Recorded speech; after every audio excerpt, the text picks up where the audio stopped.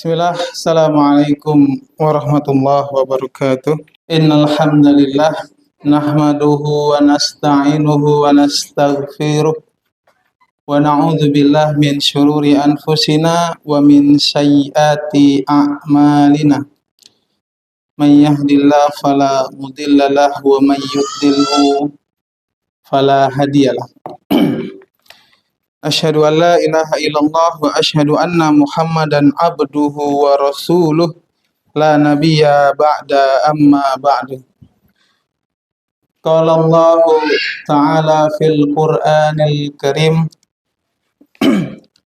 A'udzu billahi minasy syaithanir rajim. Bismillahirrahmanirrahim. Ya ayyuhalladzina amanu taqullaha haqqa tuqatih wa la tamutunna illa wa antum muslimun. Wa qala Rasulullah sallallahu alaihi wasallam fi hadits syarif, ittaqillaha haitsuma kunta wa atbi'i syai'ata hasanata tamhuha wa khaliqin nasa bi khuluqin hasanin.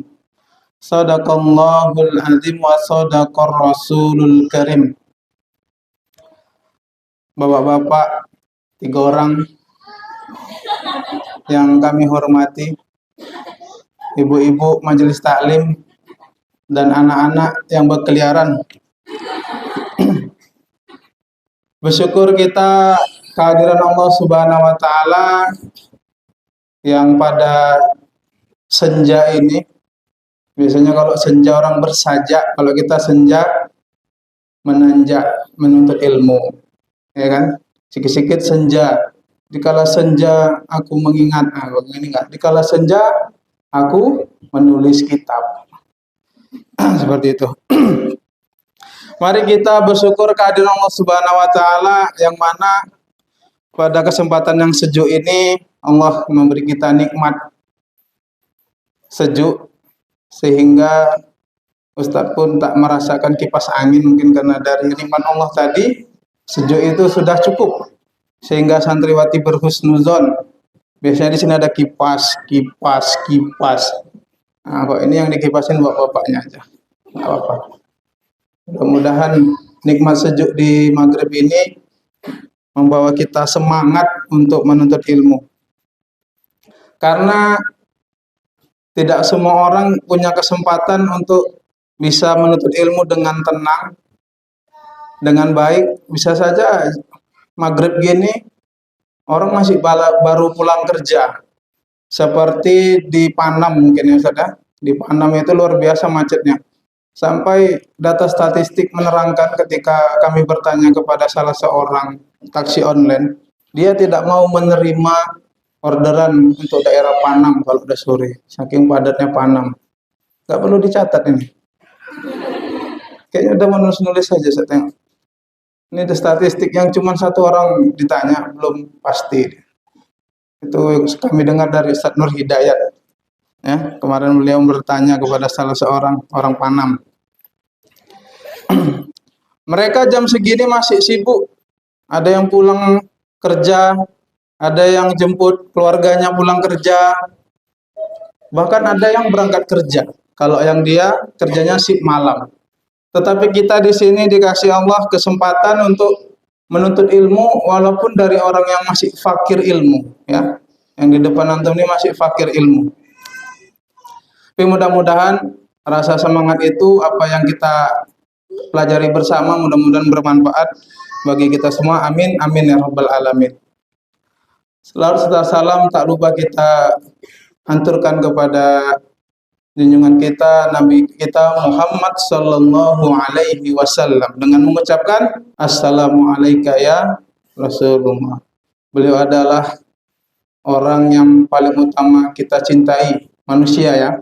Manusia yang paling utama kita cintai. Bahkan di dalam nasyidnya Maher Zain, bi ummi wa abi, ya, demi ayahku dan ibuku. Pada itu kata Sayyidi, dia rela mengorbankan umi dan abinya hanya untuk Rasulullah. Apakah itu hanya dalam sebuah nasyid? Ketika kemarin di di bus pariwisata, di bus mau ke kolam renang, anak-anak hafal semua itu. Masya Allah. Tapi tahu nggak artinya itu? Nah, kan sekedar hafal tapi nggak tahu artinya. Maknanya yang mendalam bahwa kecintaan kita kepada Rasulullah itu melebihi cinta kita kepada makhluk siapapun, manusia manapun. Itu maknanya. Jangan sekedar hafal aja ya. Tapi bagus hafal. Tahu bahasa Arab ya. Sebelum kita mulai, saya berterima kasih kepada Mr. Chairman kita, Ustaz Nur Hidayat. Kemarin beliau memberikan julukan-julukan kepada kami, yang mana Ustaz Thohir orang yang selalu suci. Kan ya sudah. Ustaz Habibie orang yang dicintai, terutama oleh istrinya. Ya. Selanjutnya Ustadz Firman kemarin firman Allah ya, jadi kalimat yang luar biasa atau perkataan Allah. Dan yang terakhir adalah Ustadz Nur Hidayat. Beliau adalah cahaya. Beliau bukan anaknya Ustadz Nur. Ya. Walaupun ada nur-nurnya, bukan anak Ustadz Nur. Anak Ustadz Nur di sini kelas 6 kalau nggak salah. Merupakan kakak kelas saya di pesantren. Dan ada juga teman sekelas Ustadz Firman. Alhamdulillah Mambaul Quran ini memiliki salah dua orang Ustadz yang saya kenal, dan mereka dulu pernah menduduki posisi teratas dalam IMT. Kok di pondok namanya IST. Dua orang mulia ini sama-sama dulu ketua IST. Kalau di sini IMT ya. Kalau beliau ini ketua IST, Ustadz Dayat itu di atas Ustadz setahun. Beliau ketua IST, Ustadz Firman juga ketua IST. Sedangkan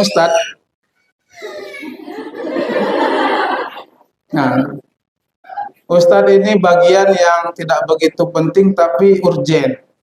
Bisa dilihat dari badannya kira-kira bagian apa? Ada yang bisa menduga? Gitu ya. Kenapa fisik selalu menggambarkan pekerjaan?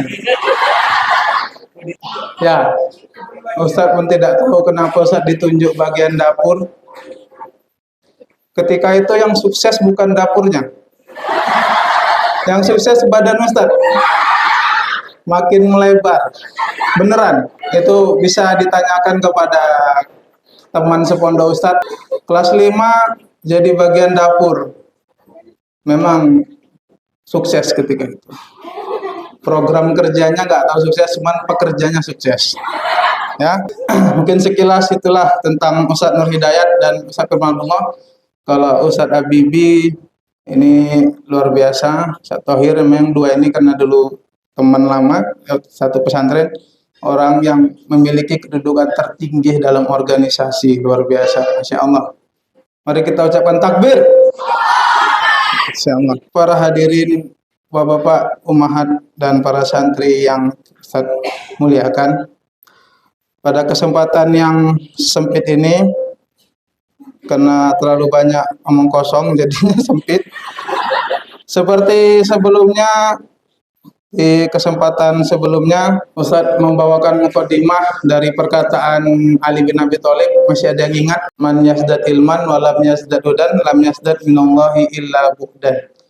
Barang siapa yang bertambah ilmunya, tidak bertambah kedekatannya kepada Allah, maka tidak ada yang bertambah darinya kecuali jauh, makin jauh. Kenapa? Karena ilmunya tidak untuk mendekatkan dia kepada Allah Subhanahu wa taala. Dan bukan sebuah kewajiban bagi saya, cuman tadi saya coba cari-cari perkataan Ali bin Thalib lagi, mudah-mudahan bagus untuk kita renungi. Pada kesempatan kali ini Ustaz menukil perkataan Ali bin Abi Thalib, namun Ustaz bahasa Arabnya tadi nggak jumpa, takut salah jadi Indonesianya aja. Betapa bodohnya manusia, dia menghancurkan masa kini sambil mengkhawatirkan masa depan, tapi menangis di masa depan dengan mengingat masa lalunya. Ada yang bisa menelaah kalimat ini? Jadi banyak manusia. Jadi Ali mengatakan bodoh Manusia yang mengejar masa depan tanpa melihat apa yang dikejarnya itu. Sehingga ketika dia sampai ke masa depan itu dengan tidak dari ketentuan Allah Subhanahu wa taala, dia malah menyesali. Itulah makanya ada kalimat penyesalan itu ada di akhir. Kalau di depan namanya pendaftaran. Nah, seperti itu. Maka apa yang bisa kita tangkap dari kaul Ali bin Abi Thalib ini, yaitu apa yang kita capai untuk masa depan itu sesuaikanlah dengan ketentuan Allah Subhanahu wa taala, supaya kita tidak menangis terhadap apa yang telah kita capai di masa depan nanti. Seperti kalian ini, bersabarlah di pesantren ini, bersabarlah dengan banyaknya nyamuk, bersabarlah yang katanya ada asap pengen pulang, ya. Sampai kemarin terjadi sebuah kobaran api di belakang sana. Ustadz bantu-bantu menyiram. Ada salah seorang oknum santri. Saya nggak tahu siapa karena dia pakai cadar dan nggak kenal orangnya, anak kelas nggak tahu lah. Ustadz biar aja apinya, Ustadz. Jangan. Nanti kena asrama. Gak apa-apa Ustadz, biar kami pulang. Astagfirullahaladzim. Memang bercanda, tetapi bercandanya tuh kelewatan. Masa apinya dibiarkan aja sampai asrama? Supaya apa? Supaya pulang. Masa dia pengen asramanya kebakar biar pulang? Sesimpel itu, dia pengen pulang. Hanya cuma biar aja asramanya. Asramanya terbakar, kita mau tinggal di mana? Pulang. Oh, berarti memang benar perkataan oknum tadi.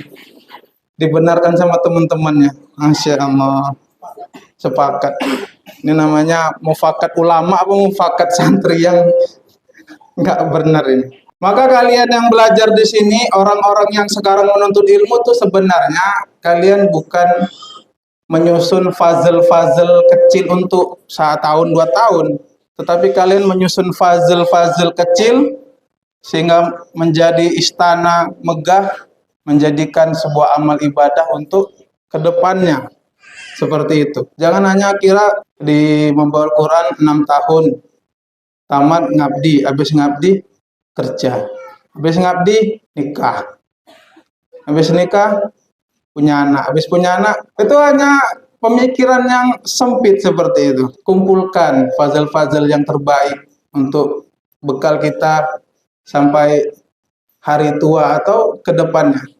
Sebagaimana teman-teman Ustadz yang di depan ini, beliau dulu menanam ilmu organisasi sebagai ketua IST. Ada hasilnya sekarang. Yang satu sekretaris yayasan, yang satu mudir makanya Firman Abdullah.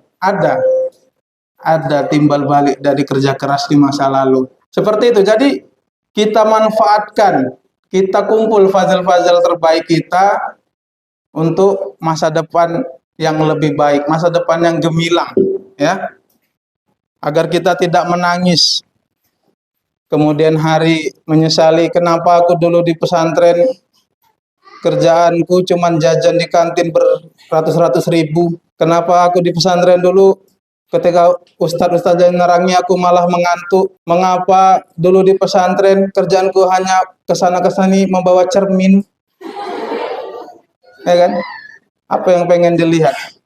Apakah wajahnya bisa berubah dalam hitungan detik? Ada salah satu oknum, ini oknum ya, oknum. Ustadz masih berbicara oknum. Nah, bagi yang merasa nggak apa-apa, berarti mudah-mudahan dia bisa ke depannya lebih baik. Nggak apa-apa sih sebenarnya bawa cermin, tapi untuk apa gitu loh. Terus-terusan. Tadi masih mukadimah ya, sengaja agak panjang biar agak pendek sedikit karena Ustadz fakir ya, tidak sehebat Ustadz yang di depan ini. Insya Allah pada kesempatan yang sejuk ini Ustadz ingin membawakan atau membacakan lah sebenarnya kitab yang berjudul Wasailu Tsabat ala Dinillah, karya Syekh Sholeh Al-Munajid. Dulu saat di pesantren, kalau kami dulu di Haji Miskin ada namanya Ta'limul Kitab ya. Ta'limul Kitab itu dia dari maghrib sampai isya setiap hari kecuali hari puasa itu ya. Atau ada namanya ta'limul kitab yang diisi oleh dia di kelas masing-masing, di kelas ada materinya macam. Salah satu materinya adalah wasailus sabat ya. Ada yang tahu artinya? Wasail atau apa artinya wasail? Jamak dari wasilah. Wasail itu jamak dari wasilah, yaitu artinya ya wasilah sih kok diartikan Indonesia ya. Penghubung atau pengantar atau hal-hal yang bisa mengantarkan. Wasailu sabat ala dinillah. Wasilah-wasilah yang dapat meneguhkan atau istiqomah di atas agama Allah Subhanahu wa taala. Apa hal yang membuat hal ini penting untuk dibicarakan atau ditulis atau didakwakan atau disampaikan? Yang pertama itu adalah anwaul fitan ya. Anwaul fitan itu kalau diartikan ke Indonesia adalah banyaknya fitnah yang berjenis-jenis zaman sekarang. Apa saja itu? Yang pertama adalah hawa nafsu ya. Hawa nafsu. Sebagaimana yang kita ketahui, kalau zaman sekarang nih anak tahun 2000-an itu disebut namanya generasi Z ya. Generasi yang sudah dipenuhi dengan gadget atau digitalisasi ya. Yang mana mungkin tidak ada sepertinya santriwati yang tidak mengerti apa yang namanya Facebook. Ada di sini oknum yang tidak ngerti Facebook? Ada yang nggak punya akun Facebook di sini? Instagram, WhatsApp, nggak ya? Nggak ada yang nggak punya semua kayaknya. Saya rasa punya semua. Kalau memang punya, follow punya pondok, ya, subscribe. Jadi nggak ada salahnya juga kita itu mengikuti zaman, tetapi kita bisa mengontrol diri. Mungkin oknum-oknum tadi yang pengen pulang tadi itu udah gatal tangannya, pengen megang HP. HP di rumahnya udah manggil-manggil, ayo pulang, ayo mimpi main HP. Dibuka buku, loh kok ada status, padahal cuman bayangan aja. Saking rindunya pegang HP, mungkin saya nggak tahu seperti apa mungkin karena rindu orang tua. Padahal orang tua tiap bulan ke sini. Masih rindu juga lagi. Ustadz 4 tahun di pondok, 5 bahkan sama tugas. Nggak pernah dijenguk orang tua. Sampai sekarang. Nggak pernah dijenguk. Karena orang tua Ustadz udah nggak ada. Lo kok diketawain? Hawa nafsu. Jadi gara-gara hawa nafsu yang berjenis-jenis. Banyak kali hawa nafsu, makanya pentingnya materi ini ditulis oleh Syekh Al-Munajjid. Apa jenis yang kedua? Yaitu tadi jenis pertama hawa nafsu dan syubhat ya. Jenis kedua, anwaul fitan yang kedua itu adalah orang soleh atau orang yang mengamalkan agama dengan benar disebut gorib atau disebut aneh. Seperti kalian mungkin yang memakai niqab ya, memakai cadar ketika masuk kelas dan taklim aja, nggak apa-apa, itu pilihan ya, terserah. Tapi ini kita bicara masalah hal yang aneh di masyarakat. Ada sebagian daerah yang menilai cadar itu aneh ya, itu kita harus sabar ya, kita jangan kecil hati. Sebagaimana Rasulullah SAW bersabda, badal Islam ghariban fasaudu ghariban fatubalil ghuraba. Ya, Islam itu datang dengan sesuatu yang gharib ya, sesuatu yang aneh. Maka pada akhir zaman dia jadi aneh lagi. Maka berbanggalah orang-orang yang aneh, bukan aneh ya. Gharib itu sesuatu yang tidak kebanyakan orang. Apa bahasa lain gharib, Ustaz?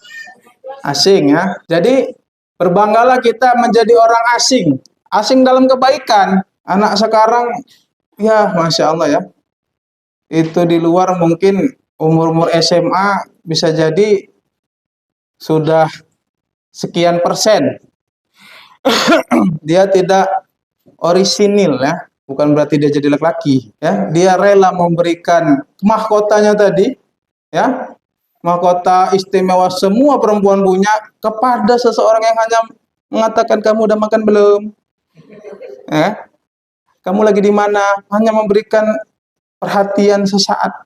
Ya, tiap detik udah makan belum, bertanya udah makan belum, masih ditanya udah makan, lama-lama gendut ya cewek. Masih makan aja yang ditanya. Dia rela memberikan mahkotanya kepada orang yang belum tentu mau tanggung jawab. Orang yang belum, ya walaupun dia mau tanggung jawab, tetap salah juga. Maksudnya orang yang belum halal dan belum hak untuk diberikan mahkota tersebut. Makanya kita berbangga di sini, kita terjaga dari hal-hal seperti itu. Mudah-mudahan ya persentasinya lebih tinggi kita terjaga ketika kita di pesantren. Alhamdulillah. Senang? Masih pengen pulang? Apa yang membuat kalian biar tidak pengen pulang? Yang kedua tadi, yang ketiga yaitu sebab anwal fitan tadi itu adalah kurangnya tolong menolong. Full ma'in ya, lemahnya rasa tolong menolong di antara sesama. Sebagaimana sering kita lihat ketika ada orang kecelakaan, yang pertama dilakukan adalah foto, video. Ada baiknya, tapi lebih baik ditolong dulu. Penyebab yang macam-macam fitnah yang ketiga itu adalah full ma'in, yaitu lemahnya tolong menolong ya. Jadi saya bilang sebagaimana yang sering kita lihat ketika ada orang kena musibah, yang didahulukan itu adalah konten dan konten. Bahkan banyak orang yang memberikan giveaway ya, giveaway. Yang penting dia subscribe ya kan, atau follow. Dia rela memberi hanya untuk konten. Seperti itulah zaman sekarang ini. Selanjutnya hal penting atau kenapa materi ini ditulis oleh Syekh Al-Munajjid. Yang kedua adalah banyaknya pemurtadan yang terjadi ya. Pemurtadan yang terjadi karena lemahnya iman atau gara-gara kemiskinan ya.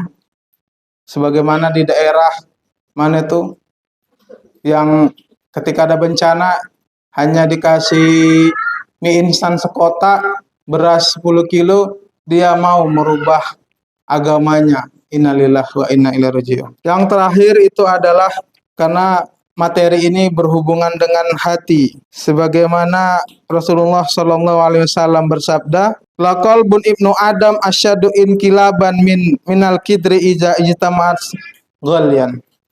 Artinya, sungguh hati anak Adam itu gampang berbolak-balik seperti tungku yang mendidih, dalam itu ada air. Airnya itu kan gelegak bolak-balik di atas bawah. Itu hati manusia itu gak lebih cepat dari itu berbalik, kebaikan keburukan. Maka oleh sebab itu pentingnya materi ini ditulis oleh Syekh Al-Munajjid. Itu tadi adalah mukadimah bukunya ya. Mukadimah bukunya. Masih mukadimah juga, mukadimah kedua. Kita masuk ke materi yaitu wasilah-wasilah istiqomah. Yang pertama, banyak berinteraksi dengan Al-Qur'an. Alhamdulillah kita di sini sebagai seorang santri Mambaul Quran maupun pesantren-pesantren lain, kita tak lepas dari yang namanya membaca Al-Qur'an, mengkaji Al-Qur'an. Karena ketika Al-Qur'an itu sudah dekat, ketika Al-Qur'an itu sudah melekat, pertimbangan kita dalam melakukan suatu pekerjaan itu jauh dari ini Allah ridho apa enggak. Ya. Ini Allah di dalam Al-Qur'an ini haram apa enggak. Jadi ketika sudah pertimbangan orang dalam melakukan suatu hal itu karena Al-Qur'an, insya Allah akan dibimbing dengan baik dengan Al-Qur'an tersebut. Alasan Al-Qur'an menjadi wasilah istiqomah. Yang pertama, karena Al-Qur'an itu menanamkan keimanan dan mensucikan jiwa melalui hubungan hati manusia kepada Allah Subhanahu wa taala. Banyak ayat-ayat tentang tazkiyatun nafas di dalam Al-Qur'an. Banyak juga ayat-ayat yang menceritakan bagaimana orang-orang terdahulu ketika menjalani suatu musibah. Kisah-kisah terdahulu kisah-kisah para nabi yang bisa kita baca dan bisa kita baca tafsirnya sehingga menguatkan iman kita kepada Allah Subhanahu wa taala. Selanjutnya, alasan Quran itu bisa menjadi wasilah kita menjadi sabat, menjadi istiqomah, menjadi teguh dalam menyelusuri hidup ini, yaitu adalah karena Al-Quran itu memberikan kita persepsi atau pandangan yang lurus. Tadi ya, seperti saya bilang tadi, bisa kita membedakan antara yang hak dan batil, bisa kita memilah mana yang terbaik untuk kita, mana yang harus kita jauhi. Terutama kita sebagai penghafal Al-Quran, pasti kita terus menjadi orang yang selalu bagaimana hafalan saya ini terus terjaga. Makanya oleh sebab itu ketika Ustadz bertanya kepada Ustadz di sini, kenapa libur di sini pendek? Ya karena itu ketika pulang itu santri mungkin sudah berubah orientasinya ya. Ketika di sini sedikit-sedikit bel sholat, bel makan, bel baca Quran, bel apa namanya, halaqah sore, halaqah pagi, siang-siang baca Quran lagi. Di rumah apa sanggup kita seperti itu? Sanggup? Enggak ya kan? Memang ada masanya kita untuk istirahat, itu ada. Tapi jika masa itu belum sampai, bersabarlah. Jangan berdoa untuk kabut ini berkepanjangan. Doa hanya untuk antum ingin pulang. Ketika antum pulang pun asap masih ada. Ya, karena asap kita ini kemungkinan seriau, bahkan mungkin sampai provinsi sebelah. Ada yang di sini bukan orang Riau. Di mana? Ah? Aceh. Satu orang cuman. Masa gara-gara cuman satu orang kita pengen pulang? Ya. Pulang pun kita ke Ukui, Pasir, Pekanbaru lagi yang dekat sini. Asap juga yang kita jumpain. Nyampe rumah asap itu emangnya nggak masuk? Masuk. Asap. Nyampe di rumah pun juga asap, di sini asap. Tapi di sini ngapal Quran, di rumah mendingan kita di sini baca Quran. Kalau libur ada masanya, jadi bersabar ya. Ini kita baru satu ya. Sebenarnya ada yang mau saya sampaikan tiga, berhubung karena azan. Nah, kita cukupkan Ustaz ya. Kita tadi yang tadi saya sampaikan yang tiga tadi itu mukadimah bukunya ya. Kenapa pentingnya Syekh Shalih Al-Munajjid menulis buku Wasailus Sabat. Yang pertama tadi Anwaul Fitan, banyaknya jenis-jenis fitnah. Yang pertama ada hawa nafsu, terus itu ada orang yang beramal soleh sebenar-benarnya dikatakan asing. Terus itu yang ketiga adanya kurangnya do'ful ma'in ya, kurangnya rasa tolong menolong. Itu Anwaul Fitan tadi. Kepentingan yang kedua adalah kasratul hawadis riddah, banyaknya permutadan, orang murtad dari Islam karena kurangnya ilmu. Dan kepentingan yang ketiga adalah madah ini berhubungan dengan masalah hati. Wasilah yang pertama tadi itu adalah banyaklah berinteraksi dengan Al-Quran. Tidak ada banyak lagi, ada menjalankan syariat Allah dan beramal soleh. Terus itu yang ketiga ada meneladani atau mentadaburi kisah-kisah para orang terdahulu. Kalau nggak salah di sini di kitabnya ada 14. Mudah-mudahan umur kita panjang, kita sama-sama belajar. Mohon maaf kalau ada kata-kata yang salah, tidak pada tempatnya, candaan yang berlebihan. Mungkin itu kelalaian dari kami dan doa di godaan setan. Dan jika ada perkataan-perkataan yang benar yang bisa membawa kita pada kebaikan, mari kita amalkan bersama dan kita ingat, kita catat. Ustaz minta maaf kepada semua dan minta ampun kepada Allah. Astagfirullahaladzim. Assalamualaikum warahmatullahi wabarakatuh.